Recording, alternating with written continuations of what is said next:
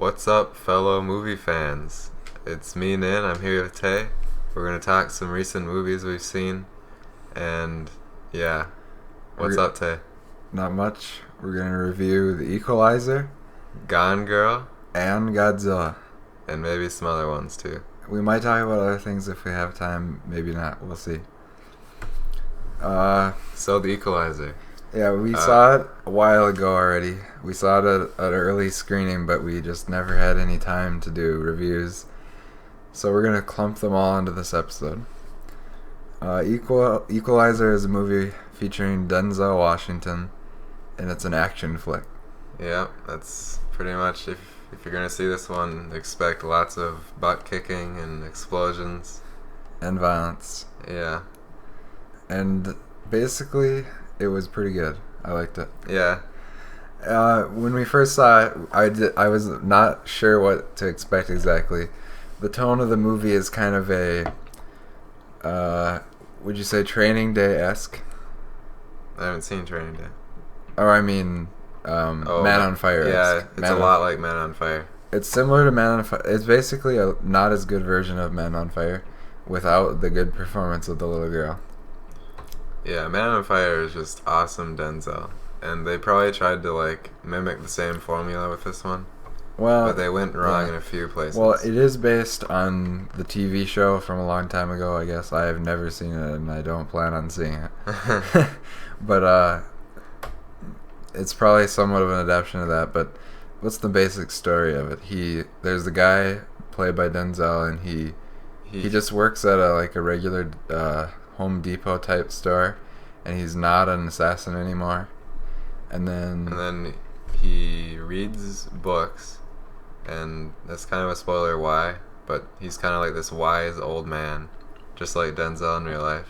Yeah. And then he goes to this diner every night, and he meets this girl played by Chloe Grace Moretz. Yeah. And she's like this prostitute, but she's like a teen. Yep. So it's the classic. It's not. It didn't feel very original at all. It's seen it it's before. a lot like Taxi Driver, if you've seen that one. Yeah, that aspect is like Taxi Driver. But anyway, the girl gets mixed up with the bad guys of the Russian mob or something. Yeah, and she ends up getting beaten up. And then, of course, Denzel is like a retired military guy or whatever. Yeah, he has some shady past. He's an ex-CIA agent, or he's a former spy, or he's a former assassin. They never say why. He's a former Arnold. Yeah, he's a former action star. But anyway, of course, he decides to come back after being gone, and he has to take out all the bad guys. And it's pretty generic. Yeah. Yeah, there's all the generic story beats, but it is well made, though. It was pretty well made. Yeah, I mean, Denzel gave a great performance. I mean, honestly, if Denzel wasn't in it, I probably wouldn't even want to watch it.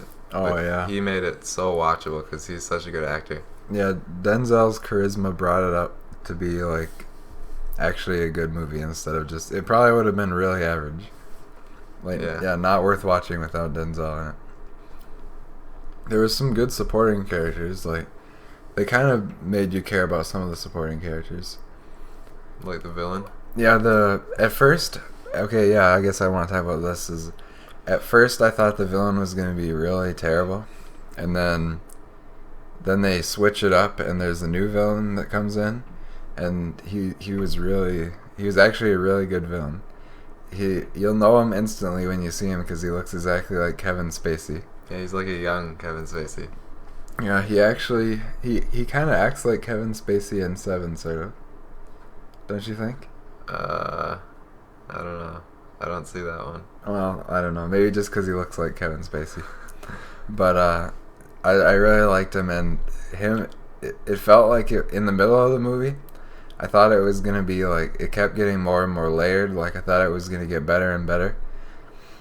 Because the Denzel faces off in this talking scene in a restaurant. They're just talking to each other. It's one of those scenes in a movie where movie fans will appreciate it. Two guys just sitting and talking at a table. But that was my favorite scene in the whole movie. Yeah, I think it's the best scene because It emphasized all the best aspects of the movie, such as it had a great dialogue and great acting, and some scenes in the movie feature over-the-top violence, but there was none of that. It was just pure awesome dialogue. Yeah, we could talk about the violence of the movie. I felt like a lot of the times the violence didn't fit the tone of the film. Like, it was really over the top and, like, sometimes pretty much stupid. Like, the first action scene was from the trailer. That was so good. The first one was good. The room one where he clears the room? Yeah, that one was good. But No. I kind of liked that one.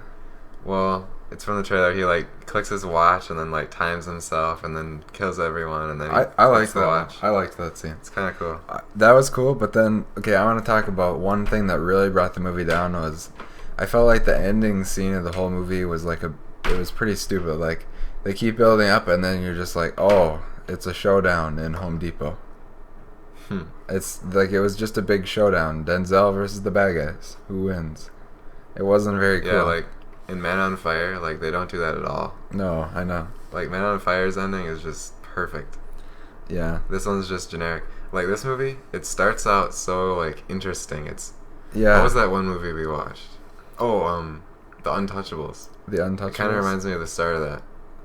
Really? Like, In weren't what they, way? like, walking on the bridge, and then Sean Connery and Costner were talking to each other Maybe. when they first met? Maybe, yeah. Because there's a scene where Denzel and Chloe Grace Moretz are, like, talking yeah. about, like, books and whatnot. Uh-huh. It kind of reminded me of that. But as the movie went on, it just went into, like, generic action movie stuff. Especially the end was kind of a letdown because Denzel, like, basically, you'll be wondering, why did, instead of just punching the guy or snapping his neck or shooting him, why does he set up an elaborate mousetrap to kill the guy using chains and sandbags? And it was just really stupid. And then there's other ones where it was just really unnecessarily grotesque, as if it was like a horror movie. And I gotta point out, we went to this movie packed full of people, ready to see it, and there's this guy who would always LOL at everything. Oh yeah, the entire crowd was laughing and it wasn't even funny. Like, it was, like, kind of, like, uncomfortable. Like, there's one kill where he, like, takes this, like, spiraling piece of metal and, like, shoves it up a guy's throat or whatever. And it's really gory. And then, like, the guy just busts out laughing, but it, like most people would probably see this Maybe as, like, some of them were laughing because it was so over the top. Yeah. But I I didn't don't know about that. I just didn't like some of the kills because I thought they were too over the top. Like, if you watch Commando, like, that's hilariously over the top.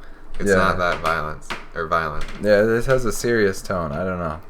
But overall, it was pretty good. I mean, it's worth a rental. I wouldn't recommend you see it in theaters. I mean, it's probably not worth seeing in theaters. Yeah, I'd say this one's gonna be forgotten Yeah, in a while. It'll be gone in time. Like Tears in the Rain. Yeah. Yeah, I don't know. So what would you give it for a rating then? I would give it for a range, I would give it a 6 to 7.5 range. Yeah, I'd give it a 6 to 7 range, and I'm going to give it a 7.0 out of 10. Oh yeah, one other thing. It has a retro explosion scene. Denzel sets off an extremely huge explosion, and he walks away from it in slow-mo. So that just tells you what style it is sometimes. Yeah, I mean, if you just want to turn your brain off and watch a movie that has, like, a slow-mo walking scene behind an explosion, then you'll like it. Yeah, if you're looking for a good quality movie, you probably won't like it. So there you go. Now you know. But if you want a movie that you really want to think about, and it's just really like a film type movie, watch this movie, Gone Girl. Gone Girl. Me and Tay went to see it. We actually didn't get a free pass. We wanted to see it so bad. We paid out of our own pockets. Yeah, I actually wanted to see this so bad I was willing to pay to see it. Oh man. Okay, it comes from David Fincher, who I've seen all of his movies, and he's obviously one of the best directors out there. He's mostly known for his intense crime or murder drama type movies, and they're all really good. I don't think he has a bad movie except Alien 3, which doesn't really count. Doesn't count. But what's Gone Girl about? so it's about Ben Affleck, and it's about his kind of life. It gets turned upside down when his wife goes missing, and it's a media circus. Yeah. Because the media thinks he might have something to do with it, that he maybe killed his wife. And you empathize with Ben, but then as the story gets deeper, it gets a lot more complicated. Lots of layers. Yep. You know, basically, just if this sounds like an interesting premise, a guy comes home and his wife is missing. And everybody in town and around America seems to think he did it. And you don't know who did it. That's the premise. Will you like it? I loved it. Basically, especially right from the start, I knew I was gonna like it because you could just tell with like the directing quality.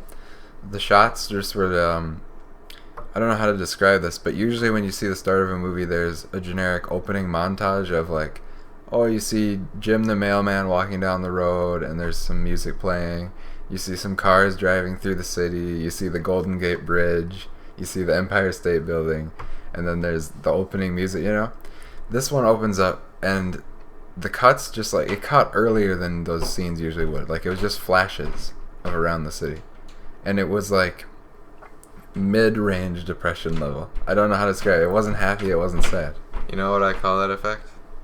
The American History X effect. Really? Because when you start a movie, you can sometimes tell it's just going to be awesome. Oh, yeah. You could just tell from the start it was going to be a good Like, one. when I started watching American History X, like, the starting scene in that movie, I just knew it was a 10 based on how good that starting scene was. Yeah, that's Like, rarely movies have, like, a really good starting, and then it just gets terrible. Yeah. And Gone Girl's starting, the editing style was so great, so I just knew I was going to be in for a technical treat. Yeah, it was the directions, there was no complaints. The direction style was perfect. Fincher is a master. He could win Best Director if he wins anything at the Oscars for that. And what about, let's see, acting was a big factor in this one. Main two characters are Ben Affleck and his wife. Rosamund Pike. Rosamund Pike, yep. They were both really good, of course. Ben Affleck was pretty good. Let's see. I'd say he definitely wasn't playing himself, so that he finally proved himself because so many people doubt him. Yeah, I don't think you could doubt that he has acting skill after you watch this movie. How would you describe? Like, you can't fully empathize with his character because everything he does isn't the perfect thing to do in this situation. He's not generic white guy number one that you're supposed to put yourself into. Yeah, he's like a real guy. Yeah. Like, he's not just a character as much. Yeah, I mean, there's still character aspects, but he's definitely deeper than your average character. And then Rosamund Pike, all the reviews so far that I've heard have mentioned her for an Oscar. And yeah, I'm gonna go ahead and say I have never seen that good of a performance from anybody this year. Oh, from anybody this year? Yeah, I don't think so. Yeah. It's probably the best performance I've seen so far this year. I'd agree. I mean, it's crazy. It's crazy good. I don't want to spoil anything in the storyline, so I'm just going to leave it at that Rosamund Pike was good. Great, actually. Do you think she'll win an Oscar, though? I don't think she'll win just because the movie is such a dark tone. It's not quite an Oscar movie. No, yeah, it's not an Oscar bait. It's like a thriller, and those usually don't win. Yeah, and maybe Fincher is due, though. Maybe they'll be like, oh, Fincher, I can't believe we haven't. Didn't he win one already? I don't think he's won any yet. What about for The Social Network? Oh, yeah, you're right. I think he might have won Best Director. Stuff for that, yeah. He hasn't won Best Picture. I think he'll be, my prediction is he'll be nominated for Best Director, and then Rosamund Pike will be nominated for Best Actress. Who else is going to win Best Actress? Well, no one. She could win, but maybe Anne Hathaway in Interstellar will be nominated. Maybe. It depends. We know nothing about her character. Nolan movies usually don't require, Oscar acting, besides The Dark Knight. Yeah, but I think the tone of Interstellar will be more of a... it was originally pitched to Spielberg, and Spielberg usually does more of the emotional dramas, you know? So I'm wondering if this one will be his most, character drama story yet. Although it is about space. You never know. We'll see. I can't wait to watch it. But back to Gone Girl. What were you saying? We were talking about how good Rosamund was. Oh, yeah. Yeah, okay. Yeah, I said she'd be nominated. One of the best of the year. I just kind of predict that she won't win, though. I mean, if there's another good performance, I bet they'll give it to that performance over hers. Especially since she hasn't been in many good movies yet, so she won't get the, like, instant, like... Seems like with the Oscars, you have to have multiple good performances before they even think that you're good enough. What about Jennifer Lawrence? She won for, like, that one... what was that movie? Silver Linings Playbook. Oh, really? Well... I don't know, but just think about it. Like, De Niro didn't win one for, like, 10 years, and then, like, Pacino never won one until, like, 20 years after, like, all Yeah, this for The Scent of a Woman. Yeah, I know. I'm like, it's That's like... not even his best role. I know, it's like, come on. The Oscars never do it right. Well, the Oscars are kind of dreck. I mean, yeah, I guess really... the Oscars aren't even... I guess who cares about the Oscars? It's just fun to think about it. It's the most fun thing to do is complain that your favorite pick didn't get picked. So you can pretend you're better than everyone else. Yeah, yeah. All right, yeah. Anything else we should mention from Gone Girl? Oh, one thing. What? It's super depressing. Oh, yeah. Oh, and, okay, if you don't like disturbing stuff, don't go to Gone Girl. There's a scene in this movie that is... It was on par with the scene from the girl with the dragon tattoo that was just super disturbing.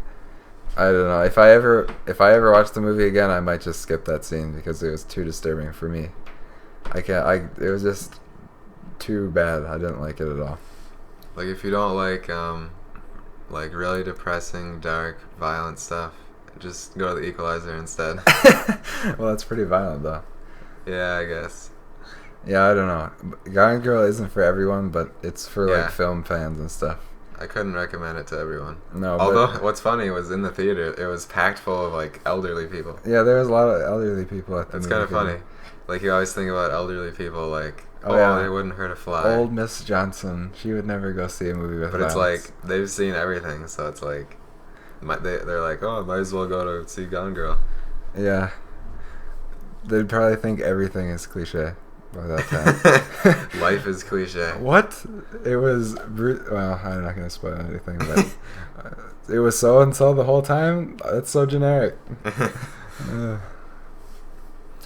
Yeah. I don't know. Okay, Godzilla. Hold on. Yeah? If anything is going to win an Oscar in that movie, I'd say editing, actually. Oh, okay, wait. Yeah. Okay, yeah, I agree with you on editing, but I also wanted to mention the musical score of the movie. Oh, yeah. That was like, usually you don't notice the score because this is just in the background. It's just to do different things. But this one I actually noticed, like, it was like an ambient, sort of a Tron-esque mixed with... It was the style of Tron, like... Tron? I'm not like seeing where you're going with electronic. That. Like, what, you know that sound where it's like it's not an instrument, it's made on the computer? You know what I mean? Well, like anyhow. Electronic sound? Yeah, like, it's not an instrumental. Like, it's not guitars, it's not violins, it's not drums. It's like an electronic score. But it's really good. And, like, every scene has perfect, like, especially the disturbing scene, the music just made you just like, oh, this is crazy. Now that I think about it, the music kind of reminded me of the music in There Will Be Blood. Oh, yeah? Like, it's just meant to, like, go with the scene so well. Yeah, the music was, like, perfectly placed.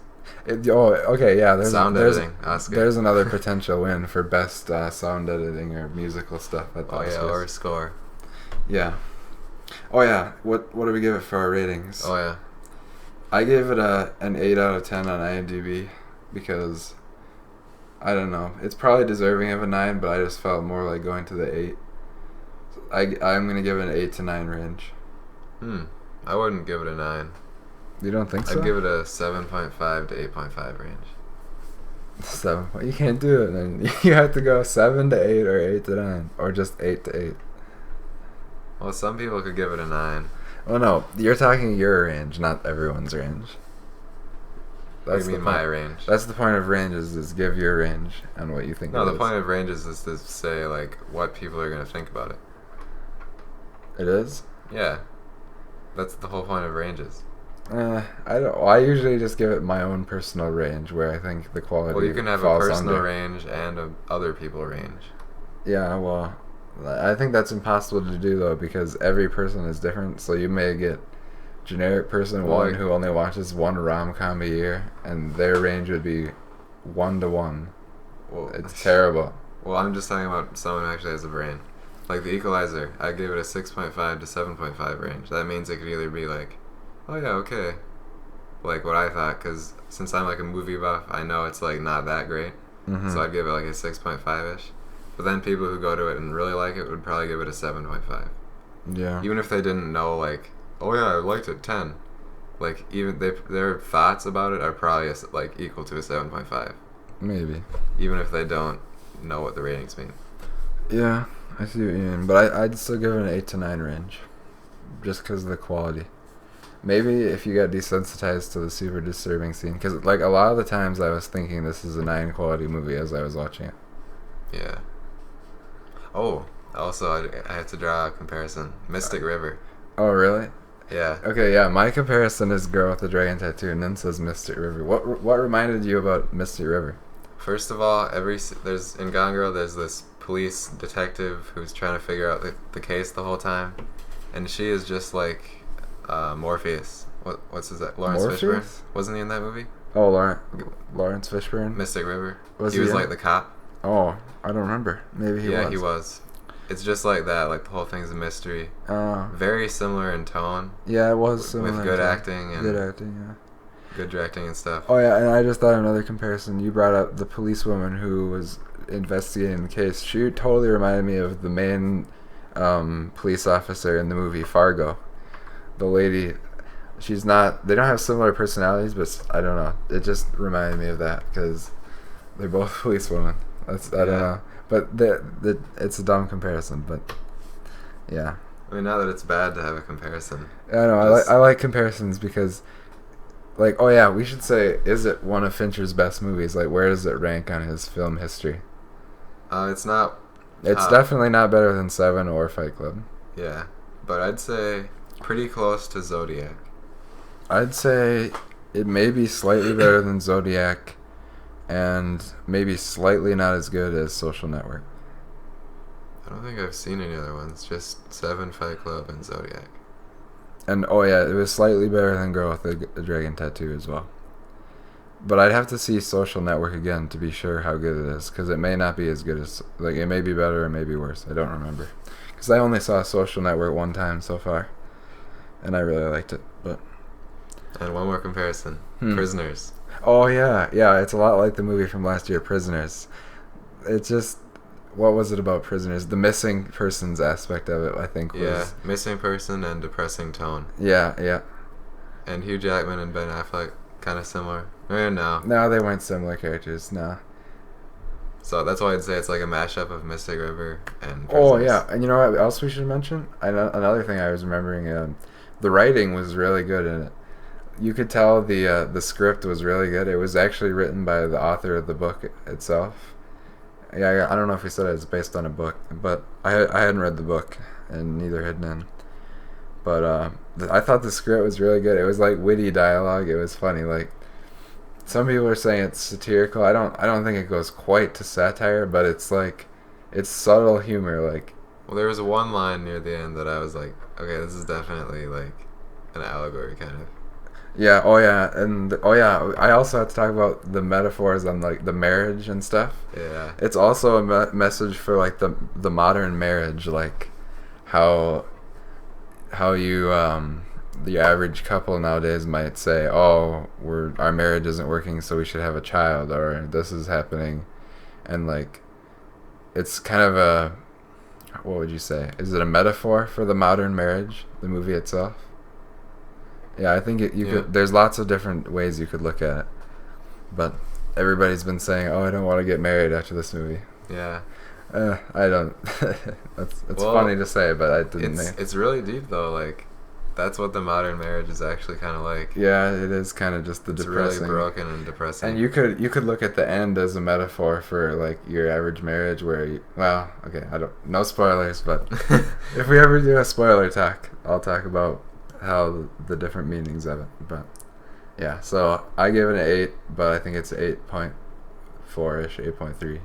Yeah, I gave it an IMDb 8. Yeah, same. So that'll definitely be on our list of best movies of the year. Yeah. All right, let's move on to something a little bit more non-movie quality, like Godzilla. Yeah, we finally decided to, when it came out in Hollywood, or what's the place? We Family Video. We rented it because we didn't want to spend the money to see it in theaters because we weren't sure if it was going to be that good.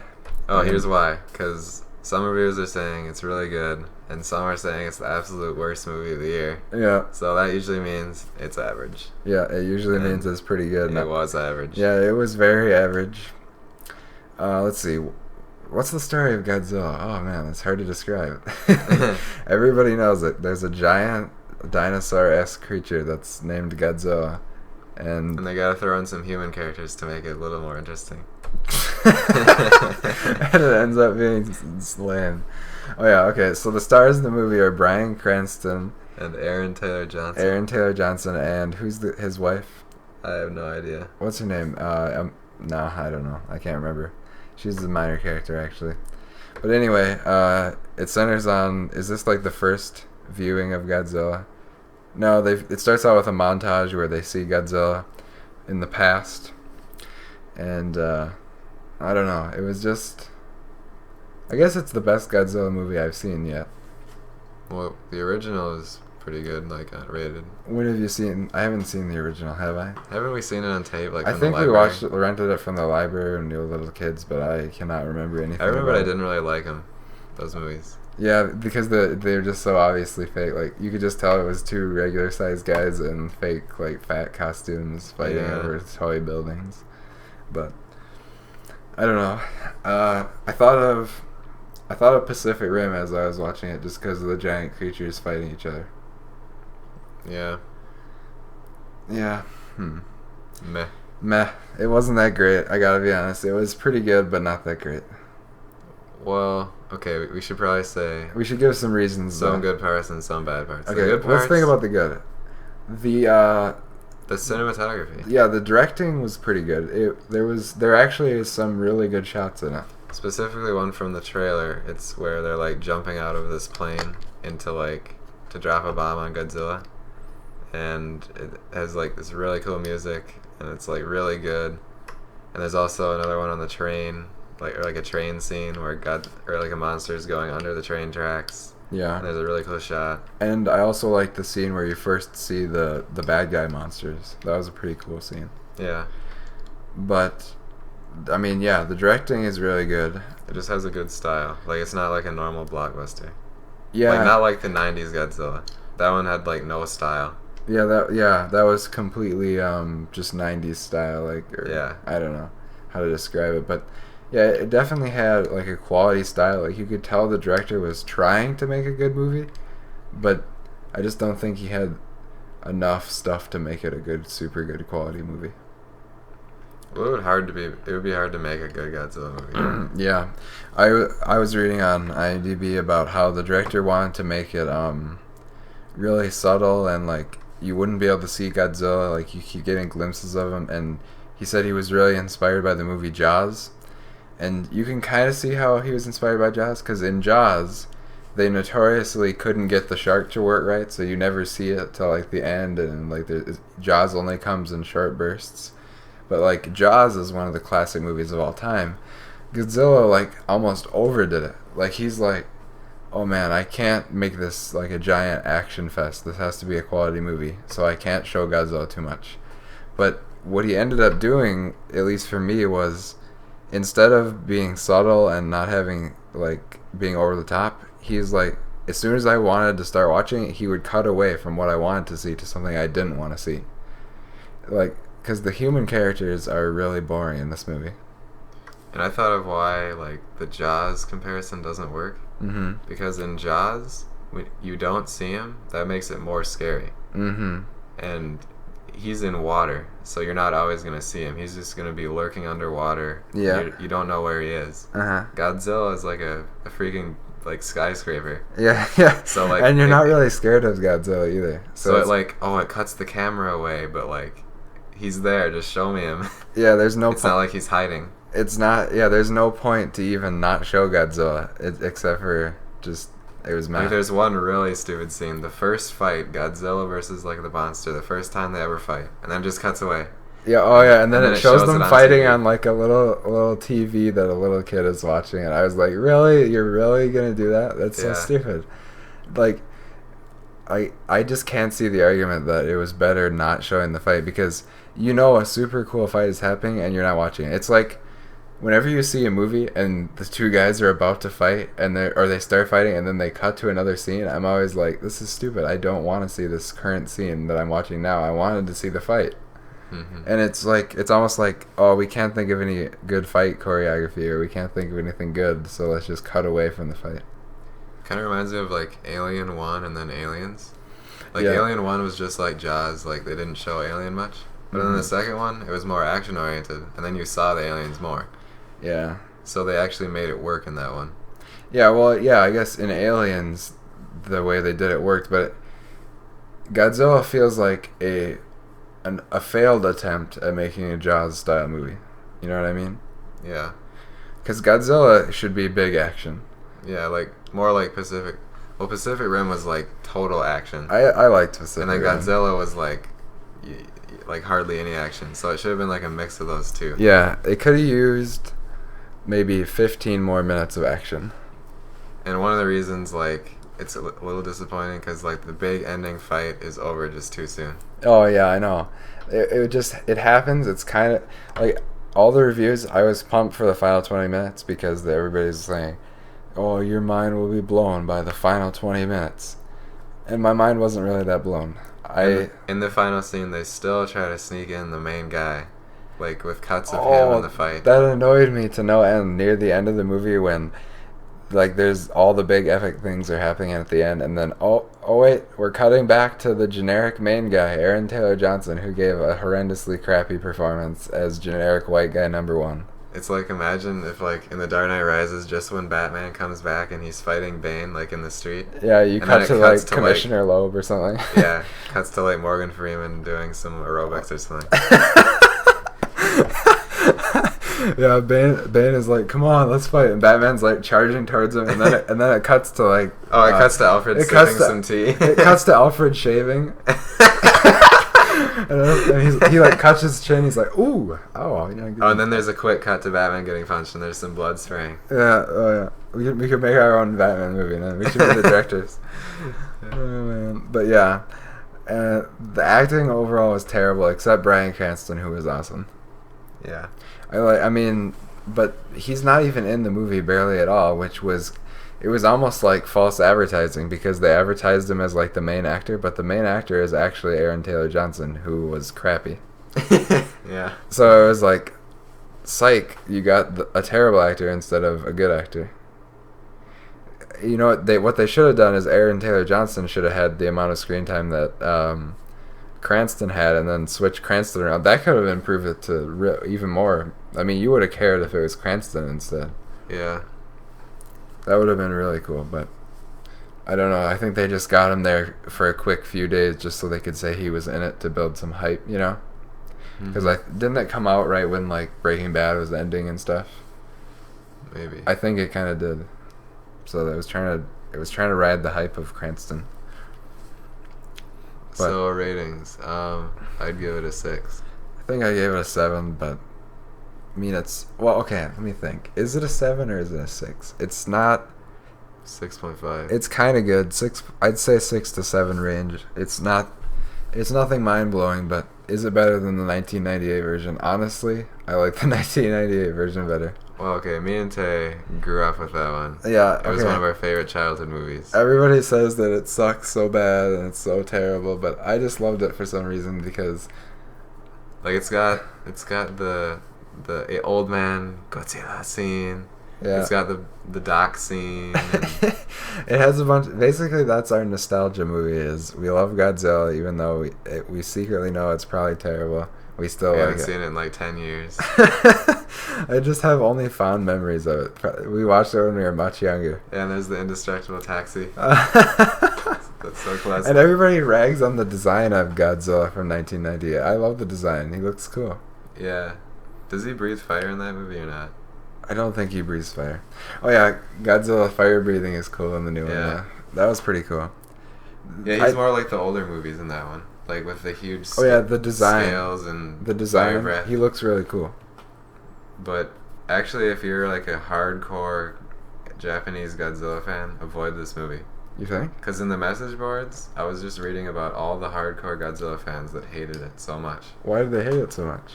Because it didn't focus on Godzilla, I think. Oh, yeah, I don't know. There was, and like if you're just a casual guy, oh yeah, Godzilla, whatever. Yeah, you're not gonna like it that much either. If you're thinking about just renting a movie, sitting down behind your TV, let's get a red box. It's worth watching one time. I'll say it's worth watching one time. Yeah. Watch it one time. Make sure you get it on Blu-ray. Yeah. Oh yeah. Get it on Blu-ray. It would be. You'd lose part of the experience. You'd lose part of the experience if you watched it on DVD. But the bigger the TV, the better. Just sit back, watch some action, complain about the bad parts. Yeah, it's fun to complain about it. Yeah, it's like, oh, you can when it cuts away from Godzilla, you can say, "Come on," and then afterwards you can go, yep, okay, yep, I saw it. That was pretty good. Not that great, but maybe rent it. I don't regret watching it. It was worth watching. Super forgettable. I'll never want to watch it again, but yeah. I mean, same with the Equalizer too. Like I wouldn't really want to watch it. Yeah, I know. But Gone Girl was worth watching again. Yeah, but the Equalizer had good Denzel. I'd rather watch that dinner scene again. I'd rather watch the Equalizer again than Godzilla again. Yeah. Yeah. Godzilla has its like one-time charm.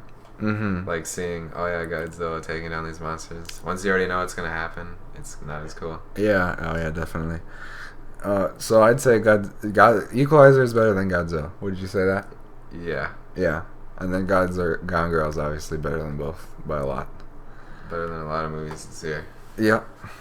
One of the best. One of the best. Where do you think that ranks? What do you think the best movies of the year will be? Is that the best one of the year so far? Oh no, I'd say Boyhood's better. Oh, Boyhood. I would. Okay, yeah. Boyhood's easier to watch. I'm sticking with Boyhood actually for like best movie of the year until Interstellar. You think? Okay, here's our list of all the movies we've seen this year. There's a lot of like big blockbuster movies this year. Yeah. Oh, Grand Budapest Hotel. Yeah, that was a while ago. It might be the best quality movie so far this year. But we're still getting into like Oscar season where they release like all the movies they think could win all the awards. Yeah. I mean, it's not the best action movie of the year, but it is the best drama of the year, I'd say. So yeah, it's pretty cool. All right, what should we move on to now? Fifth Element. We gotta talk about that. Oh yeah, okay. I know you fans don't give a rip at all, but let me tell you about something I know you care so much about. I recently, since our last video, I've watched about 15 movies, and I went over 900 movies watched. I'm at over 9,000. As we sit right now, I'm at 915. And my 900th movie was the classic movie, best of all time, Troll Hunter. Oh man. Oh wait, it was. Did we talk about that last week? Troll Hunter? No, we didn't. I don't think. But I mean, it's a throwaway movie, found footage, pretty much crap, 5 to 6 range. There you go. Now you know. It's on Netflix. Watch it if you want to have some crap. But if you speak the language, then watch it. Oh yeah, it's a foreign language as well. Yeah. So if you actually speak whatever language it is, watch it. Yeah, but that was my 900th movie. Oh yeah, we should reference last reference. Oh yeah. We suggested movies to each other. I suggested that Nin watch Training Day, and Nin suggested that I watch Gone with the Wind, and I held my word. And I did not. But you have a lot more time on your hands. Well, I have full-time school. No, okay, that's not much of an excuse because you go to school from morning to like 3, but I have work on most days, and it takes up most of the day. Yeah, I guess. Well, whatever. But you have no excuse for not watching Training Day. But anyway, I watched Gone with the Wind. I sat down, I I had a day off, and I said I'm gonna watch Gone with the Wind, even though I don't feel like watching it. I have to do it, and I was so glad I did because it was definitely one of the classics of all time, and I ended up giving it a 9 out of 10. Nice. And I agreed with Nin. The main girl, Vivian Leigh, or wait, Lee. I say Leigh every time. It's Lee. That was a classic performance. It was just so good. Mm-hmm. It was an epic story. Like, it took so long. Like, so many things happened because it's 4 hours long.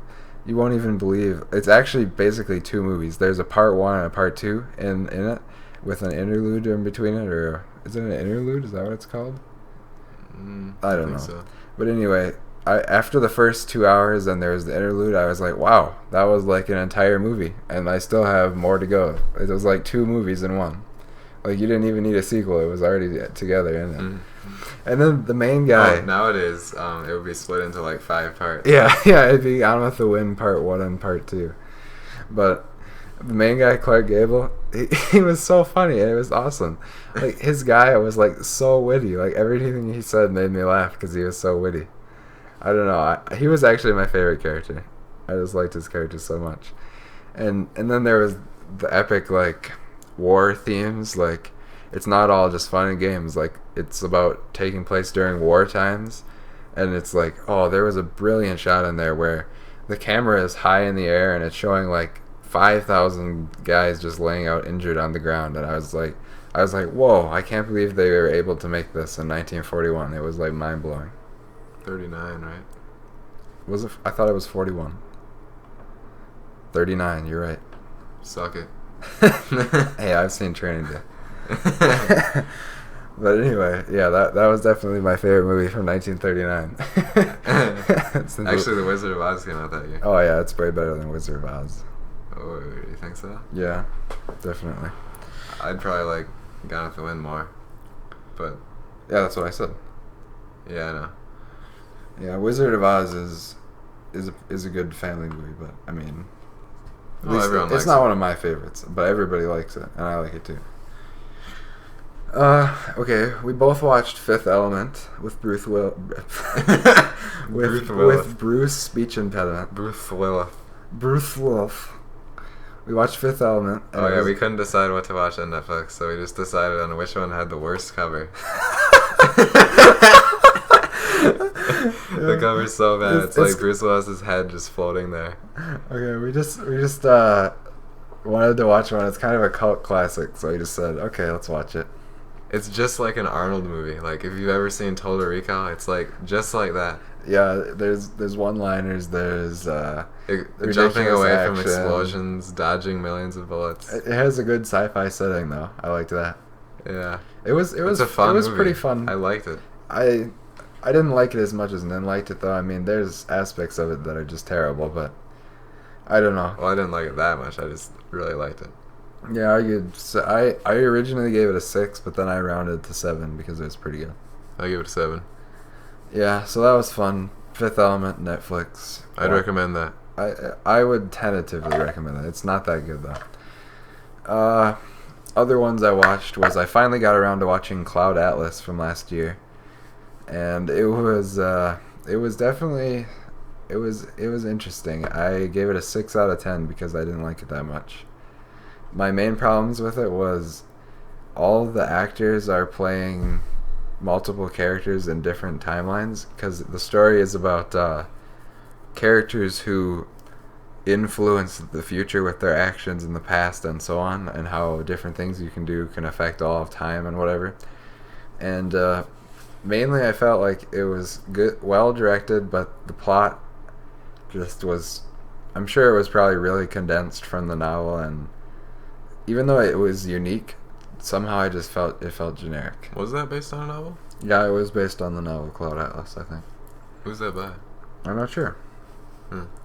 But there's various stories. I liked some more than others. The one with Tom Hanks was pretty random. And then there was a future one with 2 Asian actors I didn't recognize. Oh yeah, there was another stupid thing was There's a lot of people who they put makeup on them to try and make them look Asian, and it's just like, what? This is terrible. They don't look Asian at all. Mhm. Like the most hilarious offender is Hugo Weaving in makeup to make him look Asian. It's almost laughably bad. And then the story is just random, and it's not confusing, but I mean I understood it, but I see how it could be confusing, and I and then there's like a blatant message in it too, like. I don't know. The message was just so like in your face and not that revolutionary of a message. Like it'd almost be like, "Oh, you shouldn't kill people," and then I have an epic monologue. I mean, it's kind of obvious about the message. It's like do different things and because it can affect the future. Okay, yada yada yada. I get the message. It's not that mind blowing. And then there was some scenes in the past and different love stories, and overall it wasn't that great, so I gave it a 6. Yeah. Yeah. Yeah. Then you didn't watch any other movies besides Gone Girl, Godzilla, and Fifth Element and Equalizer, did you? No. Well, okay, I don't want this to be me ranting about all the things I saw. So let me just mention, okay, yeah. On Netflix, I watched Breakfast at Tiffany's with Audrey Hepburn, it definitely vaulted up as one of my new favorite rom-com movies. It was so good. It invented the cliches on a couple of things, and it felt really unique. It didn't feel like a generic story. It felt like fresh. Even though it was old, it felt fresh, even watching it today. So I gave it an 8. That was awesome. And then I watched the only other one was really worth mentioning was Serpico with Al Pacino, which was from 1973. Okay, it seems like, isn't it true that the 70s was the best era of movies then? Yeah. You agree with me on that? Because I was thinking about it. The 70s has like all the subtle classics with the best acting. Well, that was like the prime of quite a few actors. Like De Niro and Pacino. Mm-hmm. Yeah, and Brando as well, wasn't it? The prime of Brando? Well, not the prime. No, I guess not the prime. Yeah, and the directors too. Yeah. Scorsese and... Yeah, the 70s was brilliant. That's probably my... What about the 90s, though? 90s has some classics. Like, what's his face? Tarantino. And like Forrest Gump, Shawshank, Fincher. 90s would probably be second place, do you think? Maybe. Oh, Matrix was from the 90s. Yeah. 2000s wasn't that great. 2000 to 2010. It had Lord of the Rings. Yeah, it did have Lord of the Rings. And the Batman movies. Yeah. And Well, although Batman... That was the rise of Nolan. Yeah, that was the rise of Nolan. Prestige. Yeah, 2000s weren't too bad. Inception was from 2011, though, so that's not part of it. And no, 2010. That still wouldn't count. No, that was from 2011. How much do you want to bet? How much do you got? All my cash. Okay, watch this. Less than $100. You're gonna have to pay me. 2010. What? No, how come it lost to the Oscars is next year? From the past year? Oh, because I remember it lost the 2011 Oscars to the 7 out of 10 movie that I thought was pretty good. What was that one? King's Speech. The King's Speech. Yeah, I can't believe it lost to the King's Speech. Well, okay. I believe it, but come on, Inception is clearly the better movie. But anyway, back to what we were saying. What were we saying? We were talking about best eras of movies. Oh, yeah. 70s. 80s was not that great at all. I don't like the 80s. They're always like, you can tell it's the 80s so bad, and it like distracts from the quality. That's going to be the same for the 2000s with like bad CG. Yeah, everybody be like, oh, you can tell this one's made. Look at this crappy CG. And like everything is so overblown and graphicsy. Yeah. Yeah, that'll be just like that. That's why I think Nolan will be remembered as one of the best, because his movies will look timeless. You know what I mean? Mm-hmm. None of his are super effects driven, so it'll be like, oh wow, this looks great no matter when you watch it. Kind of like all the movies from the 70s. Oh, 70s, Star Wars. Oh, that had Star Wars. Yeah. Oh wow, yeah, 70s is definitely the best. Yeah. Wait, did 70s have Indiana Jones? No. I'd say that's 80s. Let me look. I gotta know. 89. Oh yeah, they're from the 80s. Okay, Yeah. I guess that gives the 80s some more credit. Well, Spielberg's good in any era. Yeah, yeah. Well, although modern, has he made anything good since Saving Private Ryan? Lincoln was pretty good. Oh, yeah, I guess Lincoln. That counts as a good movie. Yeah, I liked Lincoln. That counts as a quality movie. But he hasn't made anything like classic. He might make a new classic. He has that one with Leo and Double D. Do you think? Wait, is that really coming out? I think it is. What's it called again? It's like a spy Legacy thriller. of Secrecy. Something like that. Yeah, that I'm excited to see that, but I'm sure it won't be out for a while. Oh, you know what? I actually should mention End of Watch. I watched it on Netflix. It has Jake Gyllenhaal, and I'm really excited to see his new movie Nightcrawler. I think I mentioned this last episode, but Yeah. Nightcrawler looks really good, and Gyllenhaal he just keeps reinforcing my opinion that he's a really good actor. He plays like a cop, and I think it was the most realistic cop movie I've ever seen. Like End of Watch. Wait, what about Last Action Hero? I'm Detective John Kimball. Yeah, okay, I guess, yeah, it's not quite as realistic as John Matrix. Well, that one was crazy good, though. End of Watch. I'd recommend that. If you, well, okay, if you don't mind a few hundred F-bombs, watch End of Watch on Netflix. It's a great cop movie. And, yeah. Anything else we want to talk about, or should I end our Recommendations? Recommendations? Oh, well, you still haven't watched the one I gave you last time, so I'm sure you won't even listen to me this time. Yeah, I probably won't. Oh, okay. Here's my recommendation. Although End of Watch was really good, I would personally recommend everybody go on Netflix and watch this movie. It's a cult classic, and it stars Edward Norton and Matt Damon, two super good actors, and it's called Rounders.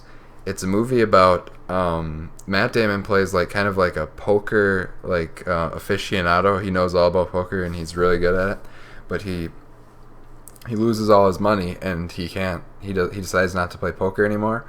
And then the movie kind of begins when Norton's character is released from prison, and I think they're either their brothers or their best friends. I think they might be brothers. And he comes out of prison and he kind of gets back into the poker game. Like, it's like underground poker. Like, they go to like different clubs and like beat different people at poker.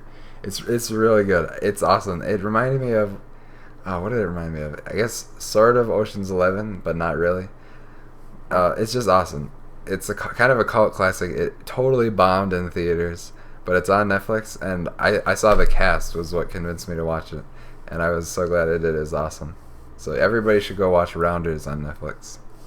I need a new tight recommendation from you, because I'm probably not going to watch Training Day. You're not? Why not? It has to be on Netflix. Why aren't you gonna watch Training Day? I'm not just going to pop in a DVD. We own it. Why not watch it? It has to be HD. Then it doesn't have to be HD. The original director's intention.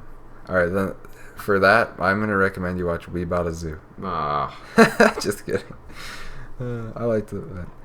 Okay, I actually would probably recommend Rounders. That was a really good one. I might watch The Master. The Master? I don't know if I can recommend that one to you. You'd probably like a PTA lover. You'd probably like it. Okay, I'm gonna recommend. Oh, Serpico. That's obvious. Watch that one. Yeah, I'll probably watch it at some point. And just watch Training Day though. That's still my number one recommendation. So tune in next week to hear if Nen finally got around to getting off his butt to watch a single movie in an entire 4-week span. Well, I have a bunch of projects for school. Yeah. School. They're done. If I didn't have to do it, then you have plenty of time. Every day I see you laying around on your bed doing absolutely nothing. So. No, I don't. Yeah, you do. I'm constantly working. You're constantly laughing at YouTube videos. That's all you do. All right. Well, after a long, hard day, I need some relaxation time. Yeah. Let's see. Should I watch a random Asian guy? He's not random. Should I watch news fails? Should I watch top 10 dunks of all time? Or should I watch a classic movie featuring Denzel?